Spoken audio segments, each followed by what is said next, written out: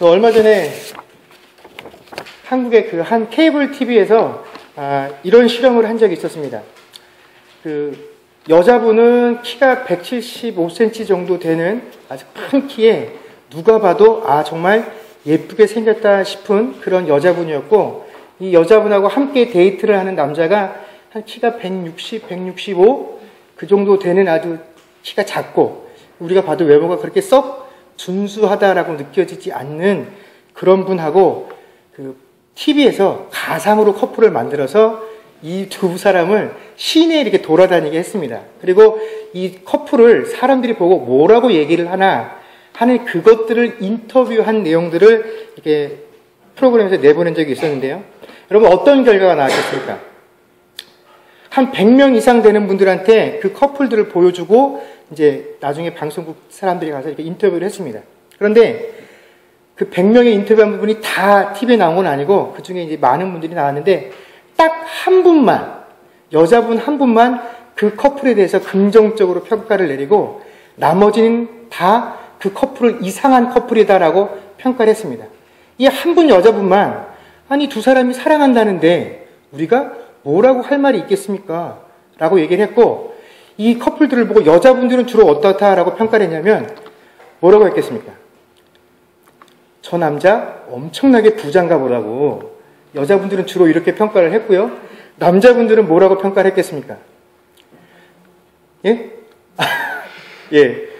아니, 남자분들은 뭐라고 얘기를 했냐면 전생에 저 남자가 아마 나라를 구했나 보다고, 그렇지 않고서 어떻게 저런 여자를 만날 수 있냐라고 얘기를 하고, 또 아니면 또 어떤 분들은 남자분들이 저 여자가 마음이 천사와 같이 착한 사람이 아니고서야 저럴 수 없다라고 이렇게 평가를 하더라고요. 근데 참 재밌는 것은 남자분들이 더 박하게 평가를 한다는 것입니다. 같은 남자인데도 불구하고 뭐 축하한다거나 좋아한다거나 그런 게 아니라 남자들이 더 어떻게 저런 여자를 만났는지 도무지 이해를 할 수가 없다라고, 그래서 그 여자 이상한 여자라고 남자분들이 이야기를 하더라라는 것입니다. 여러분, 이런 생각대로라면, 보통의 사람들이 가지고 있는 이런 일반적인 생각을 우리가 따라간다고 한다면 키 크고 잘생기고 돈 많은 남자가 예쁜 여자, 좋은 여자를 얻을 수 있다고 밖에 결론을 내릴 수가 없죠. 또 혹시 여러분 주변에 키도 크고 예쁘게 생기고 학벌도 좋은 여자분이 자신보다, 그 여자분보다 키도 작고 좀 못생긴 그런 배우자분과 사귀고 결혼을 했다거나 혹은 사귀는 분이 있다면 10중 8구 이유가 뭐 때문입니까? 돈이 많다라는 거 하나밖에는 없죠. 그런 분하고 사는 여자는 우리 남편 돈 많은 남자입니다라는 걸 내세우는 것밖에 안 된다라는 것입니다.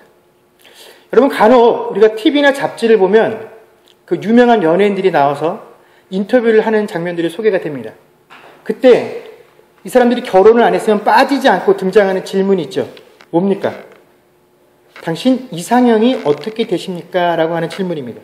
그러면 이 질문에 10명 중에 8, 9은 이렇게 대답을 하죠. 자기는 진짜로 뭘로 안 본다고요? 외모 안 보고, 배경 안 보고, 뭐만 본다고 얘기합니까? 마음만 본다라고 얘기를 합니다. 그래서 마음이 좋은 사람이면 된다고 얘기를 해요. 마음이 이쁜 사람, 마음이 넓은 사람, 나만 사랑해 줄 수 있는 그런 마음 가진 사람이면 족하다라고 이야기를 하지만 결코 이런 이상형대로 결혼을 하는 커플들도 많지 않지만 실제로 이런 이상형을 가지고 결혼하는 커플들을 보면 사람들이 뭐라고 얘기를 합니까? 정말 이상형대로 결혼해서 좋겠다라고 말을 하는 것이 아니라 분명히 뭔가 다른 이유가 있을 거야. 우리가 모르는 다른 게 있기 때문에 저렇게 결혼했을 거야 라고 생각을 하는 게 우리 인간들이 가지고 있는 이 안목과 성향의 한계다라는 것입니다. 근데 여러분, 하나님께도 바로 이런 이상형이 존재한다라는 사실을 아십니까? 하나님께서 이 땅에서 많은 일들을 바로 사람들을 통해서 일구어 나가십니다. 그렇기 때문에 하나님께는 굉장히 많은 사람들이 필요합니다. 다양한 곳에서 일하고 다양한 경험들을 한 다양한 연령대와 다양한 인종의 사람들을 필요로 하신다라는 것입니다. 그리고 또 이 하나님께서 계획하시고 추진하시는 일들은 어떤 경우에는 너무나 크고 놀라운 일일 수도 있지만 또 어쩔 때는 너무나 작고 초라한 일이어서 여기에 각각 합당한 사람들을 필요로 하신다라는 것입니다. 그래서 어떨 때는요, 정말로 한 나라의 지도자와 같은 사람을 선택하셔서 그 나라의 정책을 바꾸시는 일들을 통해서 역사의 흐름을 바꾸실 때가 있습니다. 대표적인 사람이 우리가 잘 아는 링컨 대통령과 같은 사람입니다. 그 한 명을 선택하셔서 미국이라는 나라에 공개적으로 노예가 더 이상 존재할 수 없도록 하는 그런 역사의 큰 물줄기의 방향을 틀으셨다면, 그러나 대부분의 경우에는 하나님께서 아주 작은 곳에서 작은 일들을 감당하도록 우리의 사람들을 선택하여 쓰신다라는 것입니다. 그러나 하나님 앞에서는 대통령이 되어서 큰 정책을 결정하는 자리나 작은 위치에서 정말로 우리가 흔히 말하는 빛도 없고 이름도 없는 그런 곳에서 일을 하나 하나님 앞에서 그 값어치는 다 어떻다고요? 똑같다라는 것입니다. 왜냐하면 하나님께서는 사람을 선택하셔서 그 일을 하시는데 하나님 앞에 선택된 하나님 앞에 생명들은 다 값이 똑같기 때문에 그렇습니다. 어떻습니까? 다 예수님 짤이에요. 예수님의 피값으로 주고 사신 생명이기 때문에 더 귀한 것도 덜 귀한 것도 없다라는 것입니다. 여러분, 이러한 원칙 가운데서, 이러한 계산법 가운데서 하나님께서 사람들을 선택하셔서 그 일들을 맡기실 때, 그러나 사람들을 선택하실 때에는 분명한 원칙이 있다라는 것입니다. 오늘은 저희가 그 원칙들을 살펴보려고 하는데, 첫 번째는 하나님께서는 외모를 보시지 않는다라는 것입니다. 아마 이제 많이 들어본 단어일 겁니다. 여러분, 스펙이라는 단어 들어보셨죠? 이 스펙이라는 말의 뜻이 뭡니까? 이 단어의 뜻이 이렇습니다. 직장을 구하는 사람들 사이에서 학력, 학점, 토익 점수 따위를 합한 것을 이르는 말을 스펙이라고 한다고 합니다. 원래는 이게 없었던 단어였는데 그냥 그 청년들 사이에 쓰던 말이 너무나 대중화되어서 2004년에 국립국어원에서 정식으로 한글 단어라고 인정을 해준 말이 이 스펙입니다. 그런데 이 스펙이라는 단어의 어원이 그쵸. 예. 원래 그 영어인 specification이라는 단어에서 유래가 된 겁니다. 이 specification이라는 단어의 뜻이 뭐냐면 자세한 설명서 혹은 그 사양이라는 뜻입니다.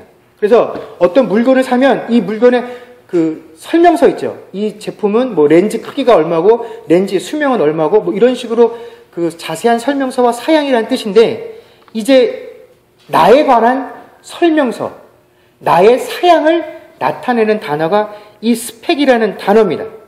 그래서 언제부턴가 취업을 준비하는 청년들이 자신의 출신 학교, 학점 또는 뭐 토익 점수, 내가 어떤 자격증을 가지고 있는지, 또 뭐 어학연수는 얼마나 어디서 했는지, 이런 자신의 배경을 삼는 단어를 다 총칭해서 스펙이라고 부르게 되었다라는 것입니다.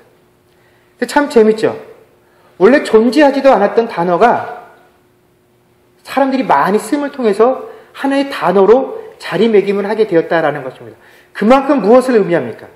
이 한국이라는 사회가, 아니 한국뿐만 아니라 요즘 사회가 개인의 무엇을 중요하게 여기는 시대입니까?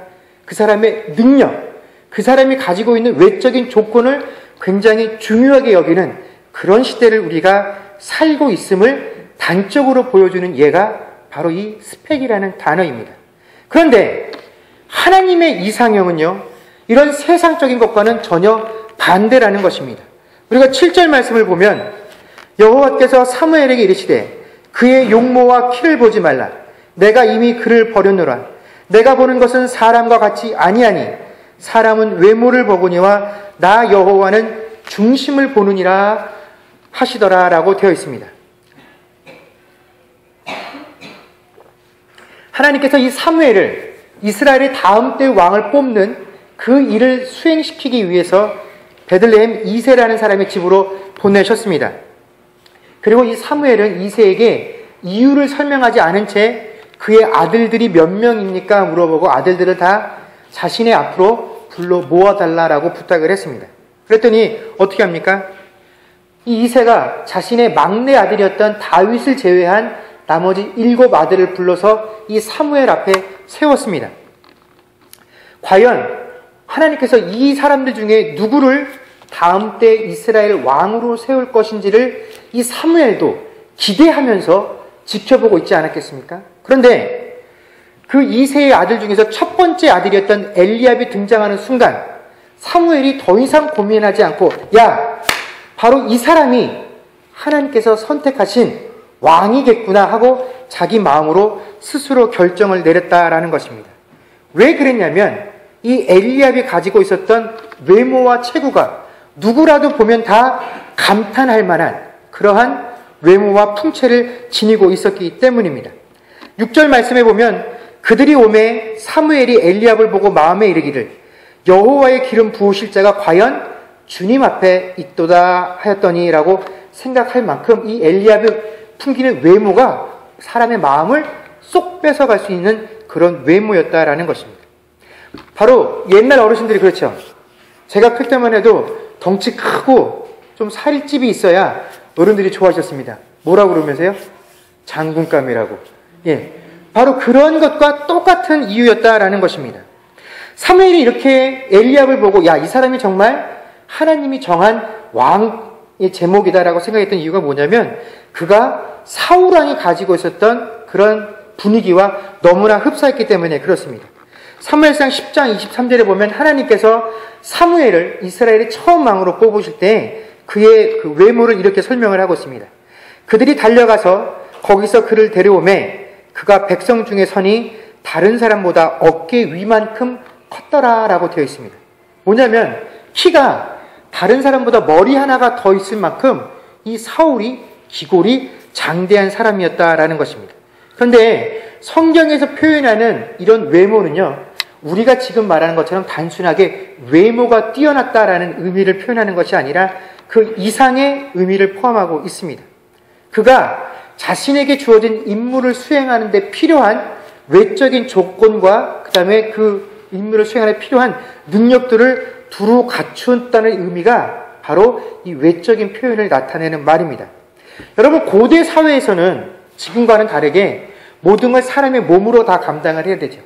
그렇기 때문에 사람이 풍채가 좋다라는 것은 굉장히 큰 무기입니다. 특별히 왕이 왜소하다고 한번 생각을 해보십시오. 많은 군사들 앞에 서서 그가 앞장서서 내 뒤를 따르라고 할 때 작고 왜소한 왕과 풍채가 뛰어난 왕이 명령을 하는 것은 다르죠.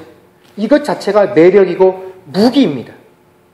여러분, 우리가 골리앗의 이야기를 잘 알지 않습니까? 골리앗 한 사람이 많은 이스라엘 군대 앞에 서서 이스라엘 사람들을 조롱할 때에도 이스라엘 사람들이, 이스라엘 군대가 이 골리앗이 가지고 있는 외모와 풍채에 압도되어서 누구 한 사람도 감히 이 골리앗과 대적할 수 있는 마음을 품지 못했을 상황, 우리가 이것을 한번 잘 생각해 보아야 할 것입니다. 바로 사무엘도 눈에 보이는 이러한 외적인 기준들을 가지고 바로 이 엘리압을 보는 순간, 그래, 이 사람이 정말 하나님께서 뽑으실 만한 왕이로구나라고 생각을 했다라는 것입니다. 여러분, 처음에 사울왕을 뽑을 때도 그랬고 지금 이 엘리압을 보는 이 사무엘은 그의 마음속으로는 하나님에게 순종하고 하나님을 따르는 위대한 선지자였는지 모르지만 그가 사람을 선택할 때는 그도 역시 지극히 평범한 사람적인 세상적인 기준을 가지고 사람을 선택할 수밖에 없었다라는 것입니다.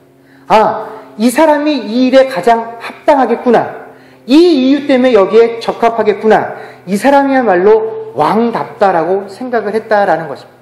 그런데 우리가 잘 아는 성경에 이러한 잘못된 선입견으로 오해되어진 그리고 잘못된 관계를 만들어간 사람들을 우리가 또 한 사람 발견할 수 있는데 그게 누구냐면 바로 에서와 야곱입니다. 여러분, 에서와 야곱은 어떤 관계였습니까? 쌍둥이였죠, 쌍둥이. 근데 태어날 때부터 이 에서는 온몸이 붉었다라고 표현을 합니다. 그래서 이 이름도 그 붉다라는 뜻을 가진 에서라는 이름을 갖게 되었죠. 근데 그가 가지고 있는 외모적인 인상이 너무나 강렬했기 때문에 사람들이 다 에서는 건강하고 건장한 사람, 우리가 흔히 말하는 영화에서 용사의 이미지를 가진 사람, 또 거기에 비해서 상대적으로 야곱은 작고 마르고 참 외모적으로 볼 것이 없는 사람이다라고 생각을 합니다. 왜 저희가 그런 오해들을 하냐면 바로 그 창세기 25장 27절 말씀 때문에 그렇습니다.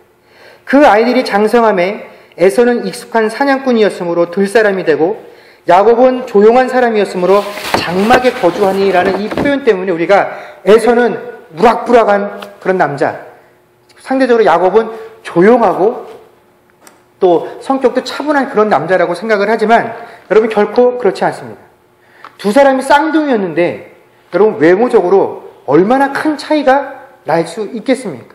또 우리가 잘 아는 것처럼 나이 80이 지나서 이 야곱이 형과 아버지를 속인 것 때문에 도망을 나오게 되죠. 그리고 외삼촌의 집에 가서 그곳에 가서 하란에서 그 자신의 아내가 됐던 라헬을 만날 때 첫 장면이 무엇입니까? 그 우물 입구를 막고 있었던 바위를 자기 혼자 힘으로 치울 만큼 나이 80에도 강건했던 사람이 바로 이 야곱입니다. 그런데 그 에서가 가지고 있는 외적인 강렬함, 그 강렬함 때문에 사람들이 다 누구만을 바라보게 된 겁니까? 에서만을 바라보게 되었다라는 것입니다. 그래서 사람들이 야, 에서는 정말 대단해.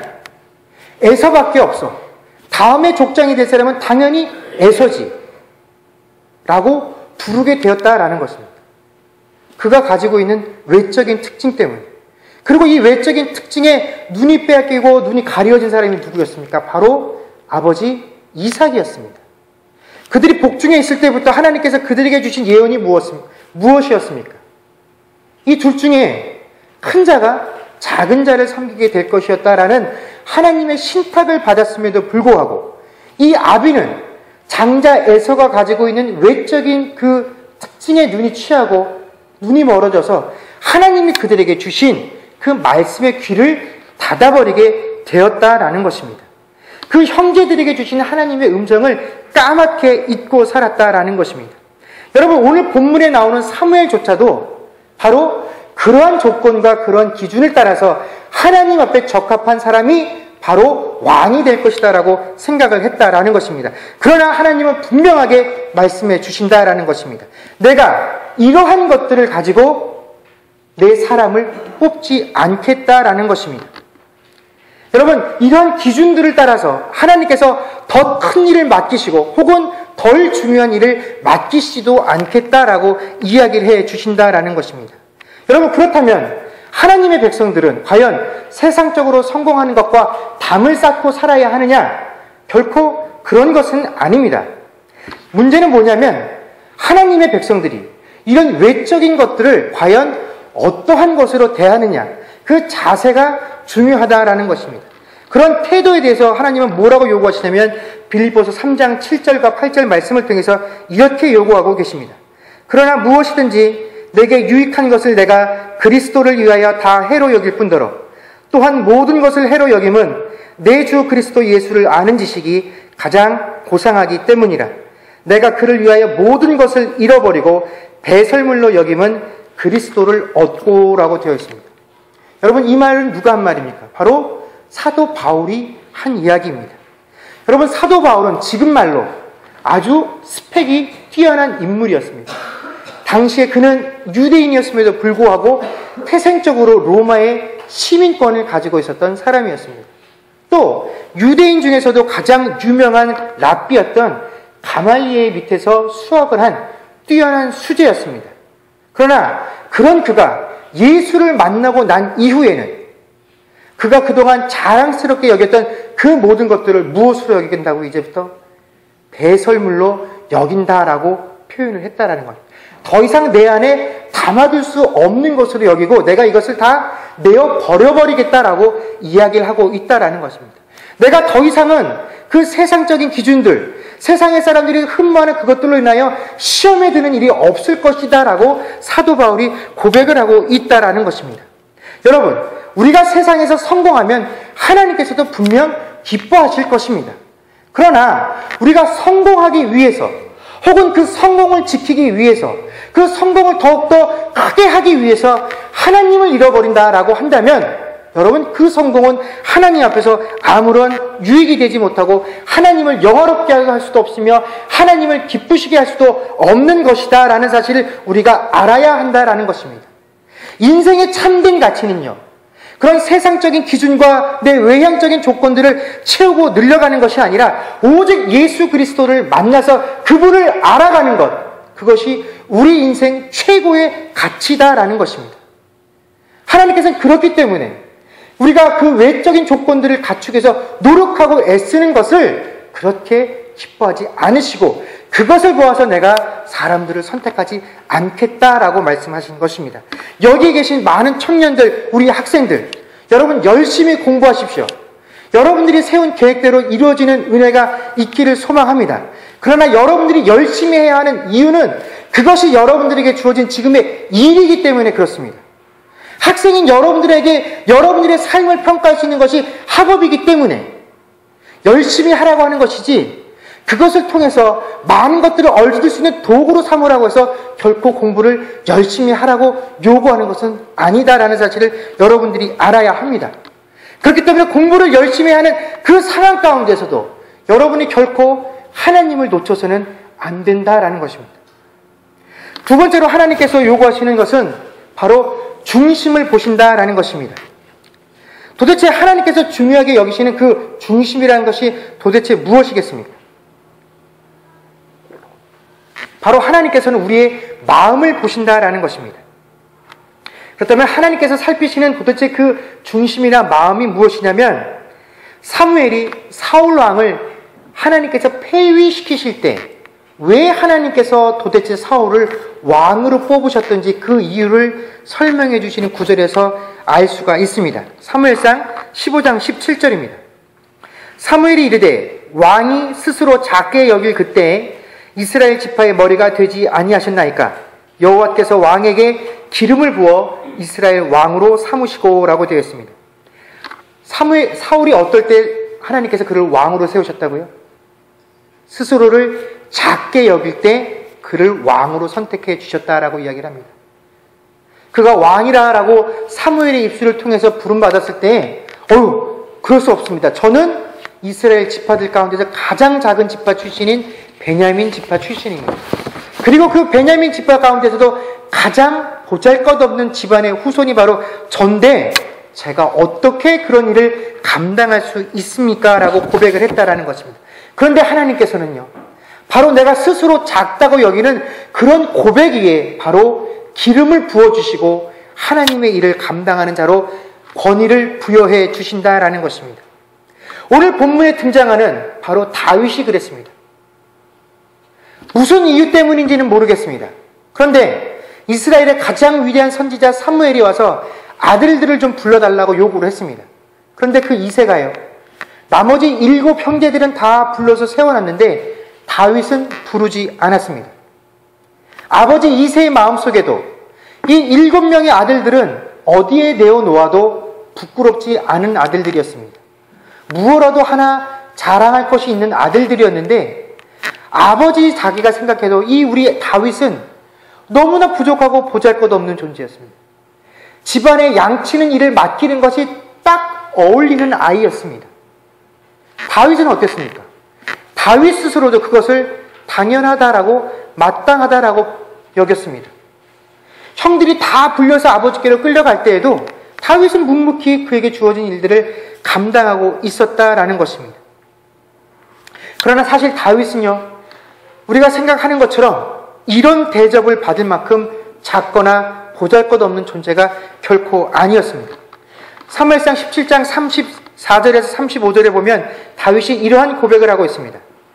다윗이 사울에게 말하되 주의 종이 아버지의 양을 지킬 때에 사자나 곰이 와서 양떼에서 새끼를 물어가면 내가 따라가서 그것을 치고 그 입에서 그 새끼를 건져내었고, 그것이 일어나 나를 해하고자 하면 내가 그 수염을 잡고 그것을 쳐 죽였나이다 라고 고백을 하고 있습니다. 이 무슨 말입니까? 그가 아버지의 양떼를 지키고 있을 때 하나님께서 함께 하지 아니하시면 절대로 경험할 수 없는 놀라운 일들을 경험한 사람이 바로 다윗이었습니다. 그 어린 소년이 양떼를 치고 있는데 사자나 곰이 와서 그 양떼를 물어갔다고 합니다. 어떻게 했다고요? 쫓아가서 그 양떼를 구하고 이것이 자기에게 덤비면 그 어린 소년이 고백하기를 잡고 내가 그것을 쳐 죽였다라고 고백할 만큼 놀라운 경험을 한 소년이 바로 이 다윗이었습니다. 그런데 그가 사무엘에게 기름 부음을 받았을 때 이 다윗이 이런 이야기를 하지 않았습니다.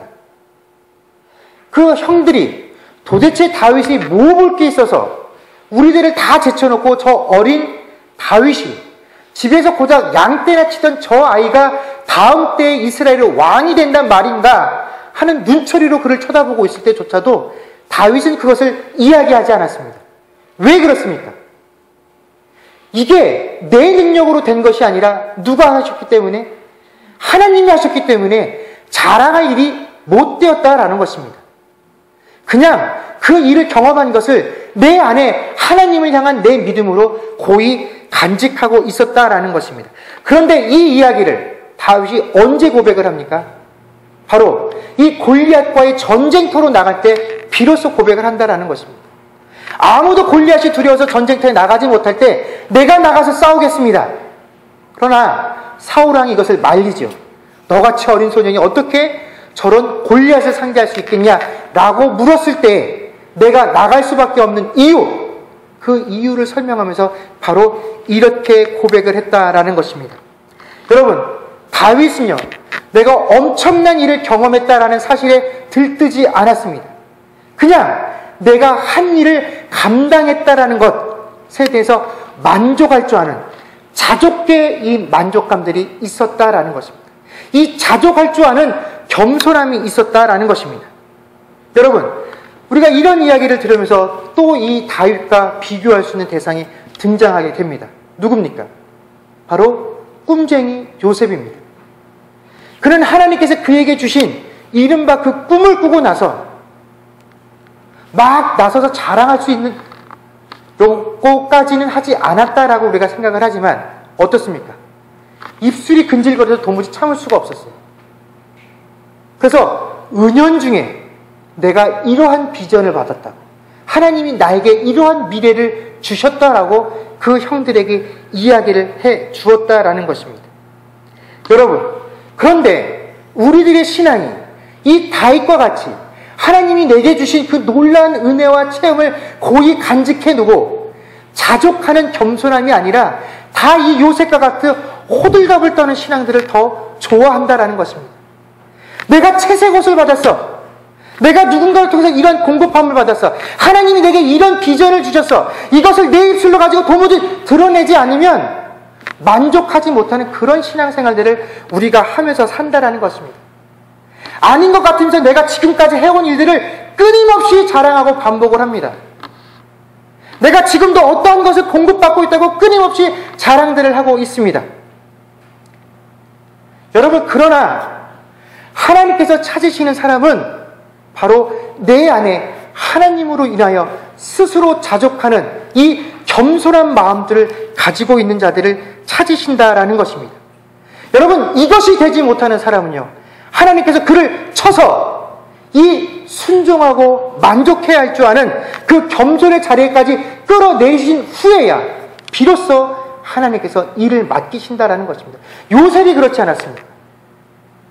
하나님이 이 요셉을 겸손의 자리에까지 끌어내리신 이후에야 비로소 하나님께서 계획하신 일들을 시작하셨다라는 것입니다.